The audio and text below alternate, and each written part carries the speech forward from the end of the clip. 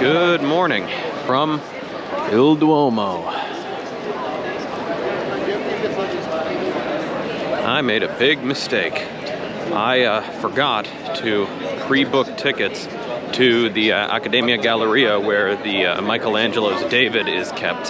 So I got there early this morning after walking all the way across Florence and hiking through a rainstorm without an umbrella, also my mistake, only to find that the line for those who did not have pre-booked tickets was out the door and down the street, and I sat in it for 15 minutes and it didn't move, so I left. So better luck next time. This big octagonal building, which sits in front of the main cathedral, is the baptistry. As you can see, the outside is a lot simpler.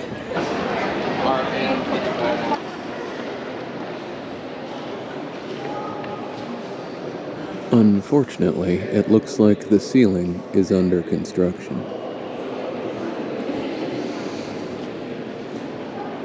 The floors are very detailed, though.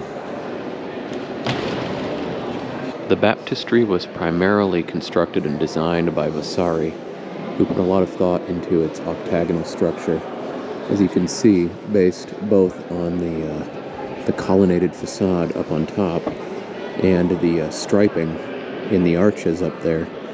It too takes a lot of influence from that Byzantine style we saw back in Siena.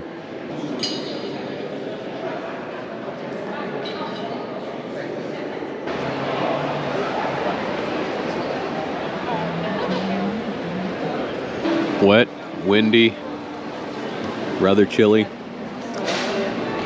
Perfect gelato weather. And of course it starts raining again while I'm in line. But hopefully in just a couple minutes, I'll get to climb the dome.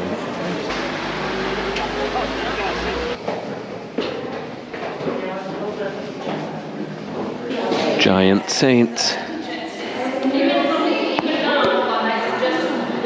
The dome itself was designed by Brunelleschi and was built between, I think, 1420 and 1436. It's over 100 meters tall and is, I think, when it was completed, it was the largest dome in the world, surpassing the Pantheon, which had been built almost 1,300 years earlier. So it kind of was the beginning of the architectural Renaissance. It's also unique in that it was one of the first domes to have two layers, an inner and an outer. Welcome to the balustrade, way above the center of the church.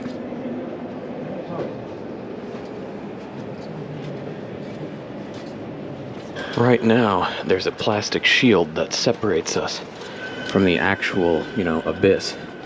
But imagine being a Renaissance workman up here, like plastering these walls, or God forbid, working on that ceiling. Here's the dungeon where they put Quasimodo. The walls are starting to slope. I think we're between the inner and the outer domes. All the bricks at an angle.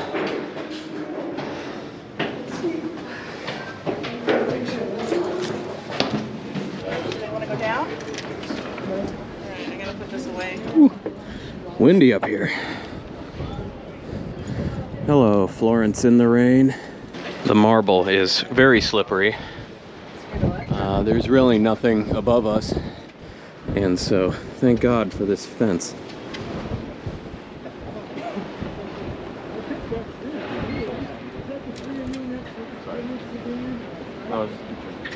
Look at that. There's Santa Croce. There's Il Palazzo Vecchio over there. I think that's the Borgello. All these places that I visited in the past few days, all laid out below me.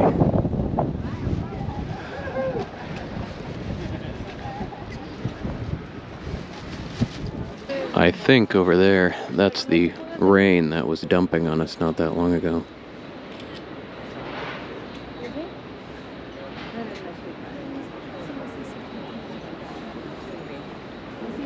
Wow.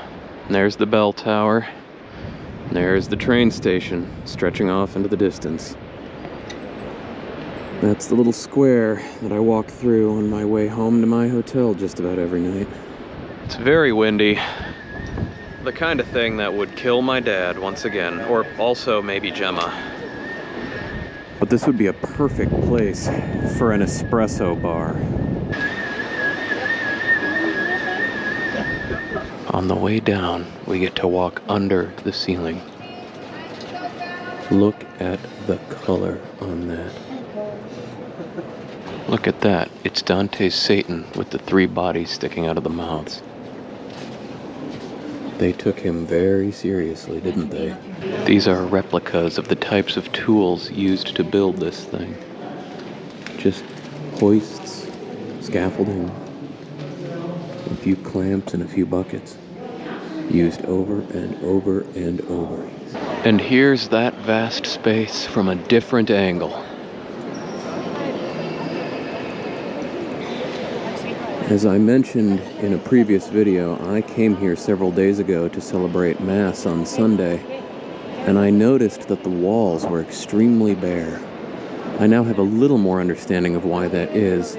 Apparently, they don't have any private chapels in here as they do in many other churches, which means that the impetus to fill the walls with art was much lower.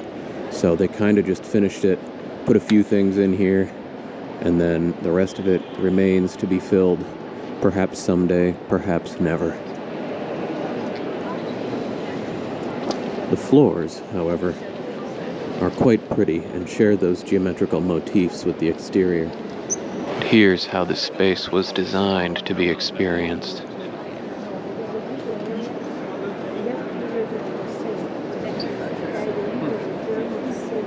Although apparently the restoration work has taken away whatever would normally be in that nave.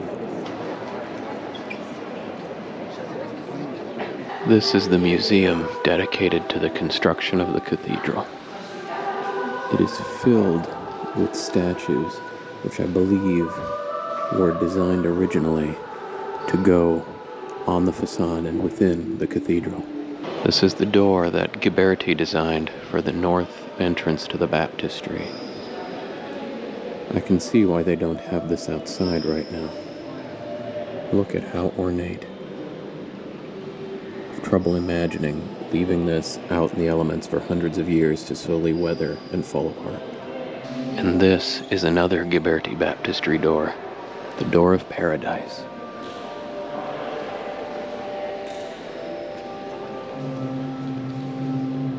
Mary in Majesty by Arnolfo di Cambio. I'm not sure if you can see it in the camera, but the statue has glass eyes. Here's how the medieval facade was meant to look. You can see where all that statuary went. Looks a lot different today. But it was an ambitious project for the 1300s. Here's a reliquary claiming to have a finger of Saint John the Baptist.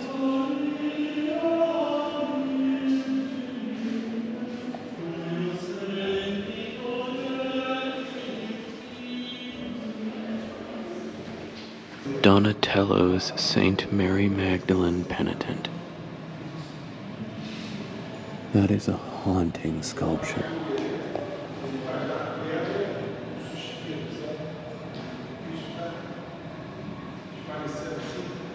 This is Michelangelo's second to last sculpture, an unfinished Pietà. You can see how he roughed out some of the figures, but only completed a few.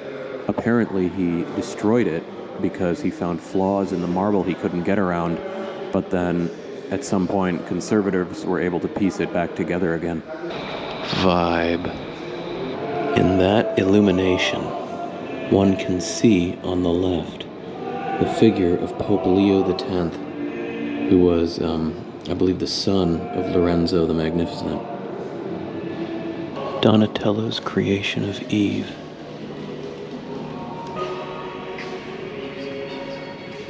Here are the treasures of Leo X. I'm gonna see if I can get around to that other side to look at them.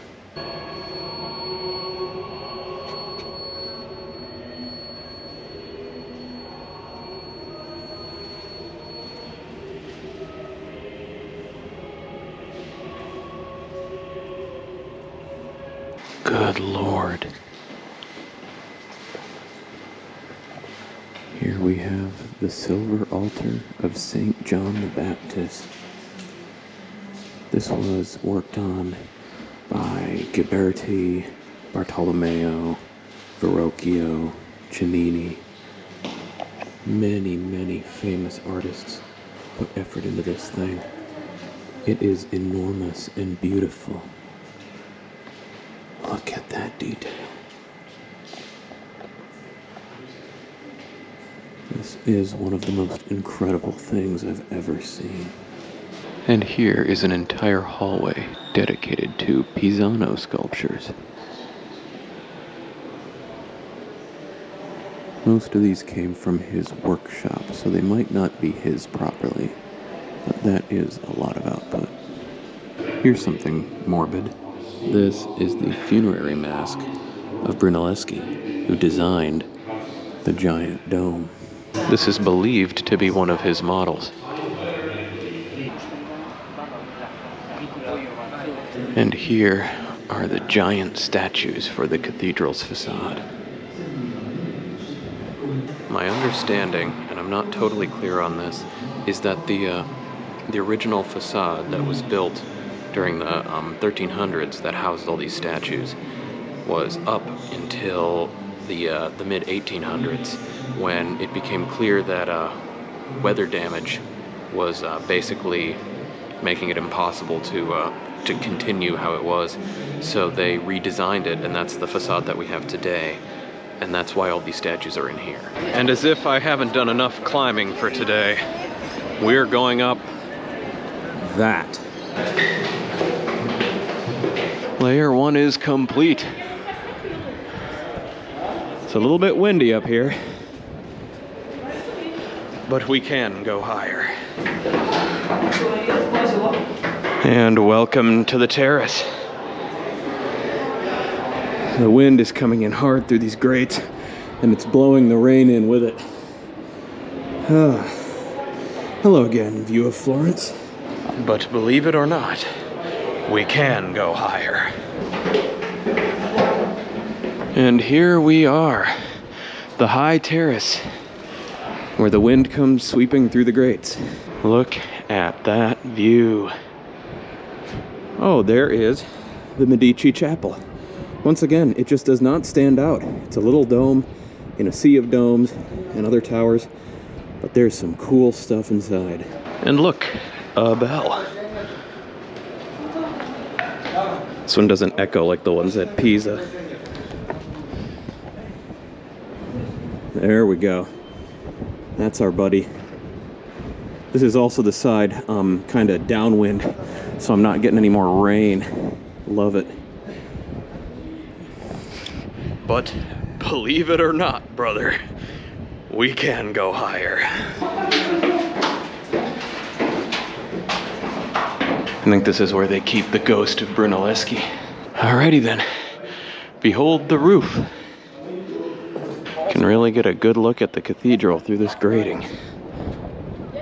Hey over there, dome people.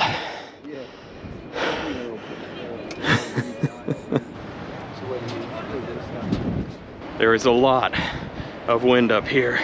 Obligatory dome selfie. Somehow, I have no signal up here. Wonder if it's the budget Faraday cage. Okay, heading down. Oh yeah. Gotta get the vertigo.